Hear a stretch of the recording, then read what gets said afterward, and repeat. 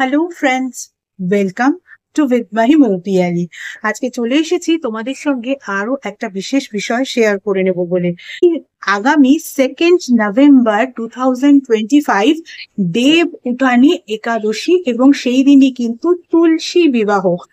দেব উঠানি একাদশী আর তুলসী বিবাহের দিন যদি সামান্য কিছু জিনিস দিয়ে তুমি যদি ভগবান বিষ্ণু এবং মা তুলসীকে প্রসন্ন করতে পারো, তাহলে কিন্তু তোমার গোটা একটা বছরকে তুমি নতুন করে আবার রিক্রিয়েট বা রিস্টার্ট করার একটা সুযোগ পাও। এবং এটার একটা কিন্তু সাইন্টিফিক ব্যাপারও আছে। আমরা দেব উঠানি একাদশী সেই সময়টাকেই বলি যেই সময় অ্যাকচুয়ালি আমাদের সাইন্টিফিক ওয়েতে যদি আমরা দেখি, মনসুন যেদিন বিদায় নেয়, অর্থাৎ দক্ষিণ পশ্চিম মৌসুমী বায়ু বা সাউথ ওয়েস্টার্ন মনসুন একেবারে যেদিন সেই বছরের মতো বিদায় নেয়, সেই দিনই কিন্তু বলা হয় ভগবান বিষ্ণু তার 4 মাসের নিদ্রা থেকে জেগে ওঠেন। তার 4 মাস আগে তিনি নিদ্রা যান, ঠিক যখন মনসুন বা বর্ষাকাল পড়ে। সেই সময় কিন্তু তার যে দায়িত্ব পৃথিবীকে সামলে রাখা বা সৃষ্টিকে পালন করা, সেই দায়িত্ব পালন করে থাকেন একের পর এক দেবদেবীরা।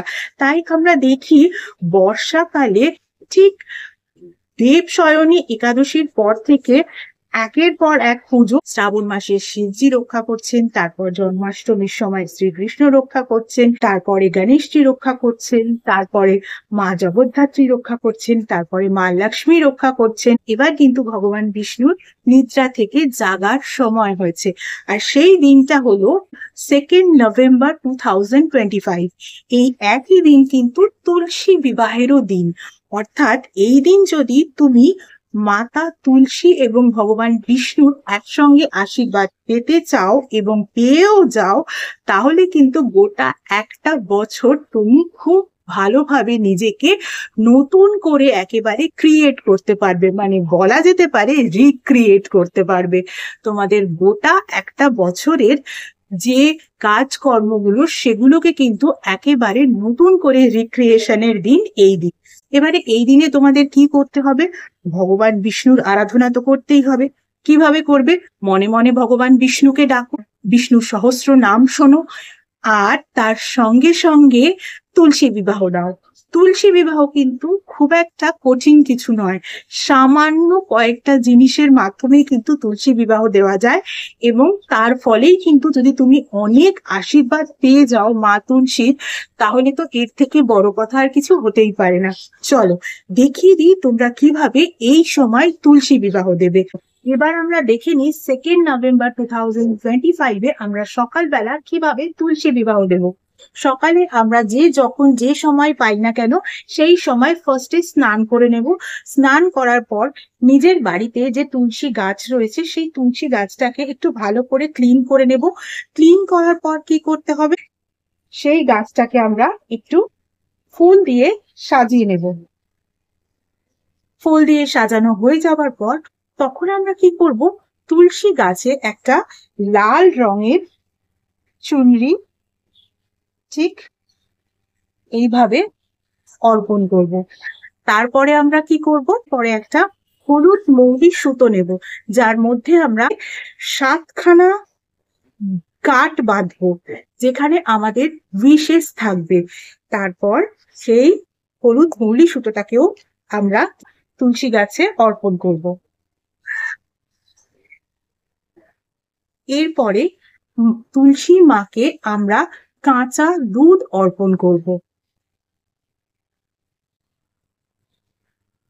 তারপরে মায়ের সামনে একটা ঘিয়ের প্রদীপের আরতি করে নিয়ে মায়ের সামনে একটা ঘিয়ের প্রদীপ জ্বালাবো। এরপর আমরা মা তুলসীর পরিক্রমা করব 11 বার। হয়ে গেল, আর কিচ্ছু নয়। এই তো গেল সকালবেলার কথা। সন্ধ্যাবেলায় আমরা কি করব? সন্ধ্যাবেলায় কিন্তু আমরা মা তুলসীর কাছে একটা প্রদীপ নিবেদন করব, আর কিচ্ছু করার দরকার নেই। আর সন্ধ্যাবেলায়ও কিন্তু আমরা বিষ্ণু সহস্রনাম শুনবো, ঠিক যেমন আমরা সকালবেলায় বিষ্ণু সহস্রনাম শুনেছি। এই হচ্ছে তুলসী বিবাহের আসল বিষয়, আর কিছুই নয়। ভেরি ইজিলি কিন্তু আমরা মাতা তুলসীর আশীর্বাদ এভাবেই নিজেদের মধ্যে নিজেরা পেয়ে যেতে পারি। কেউ তুলসী বিবাহ দিতে বা বিষ্ণু সহস্রনাম শুনতে ভুলো না এই দিন, কারণ আমরা সারা বছর না শুনতে পারলেও এক একটা দিন তো এক একটা ডেটিকে ডেডিকেট করতেই পারি, তাতে আমাদের নিজেদের ঊর্জাও কিন্তু অনেকখানি ক্লিন হয়, আমাদের এনার্জি কিন্তু অনেকখানি পজিটিভ এনার্জিতে পরিণত হয়। এভাবে সেদিন তুলসী বিবাহ দাও এবং বিষ্ণু সহস্রনাম শোনো, আর ভগবান বিষ্ণু এবং মাতা তুলসীর আশীর্বাদ ভেরি ইজিলি পেয়ে যাও, এবং একটা গোটা বছর আবার নতুন করে খুব plan wise plan chalk out করে শুরু করো। আজকের মতো এটুকুই।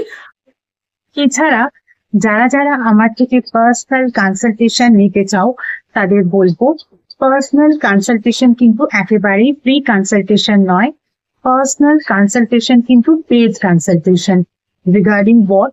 Regarding numerology, Vastu, tarot reading, tarot healing, crystal healing, healing with Reiki, healing with meditation, healing with law of attraction, healing with symbolism, astrology, palmistry, সনাতন ধর্মীয় পদ্ধতিতে স্পেল কাস্টিং, সনাতন ধর্মীয় পদ্ধতিতে মোজো ব্যাগ, এছাড়া এমন কিছু রেমেডিস যেগুলো তোমাদের ওভারঅল ডিটেলস চেক করার পরেই দেওয়া যায়, এভাবে জেনারেলি দেওয়া যায় না, ইত্যাদি বিষয়ে আমার থেকে কনসালটেশন নিতে হলে কিন্তু স্ক্রিনে যে ইমেল আইডিটা দেখতে পাচ্ছ সেই ইমেল আইডিতে মেল করো তোমাদের অ্যাপয়েন্টমেন্ট বুক করার জন্য।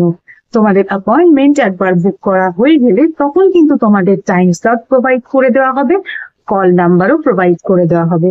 যেই টাইম স্লট পাইস সেই নাম্বারে কিন্তু তোমাদের কল করে নিতে হবে।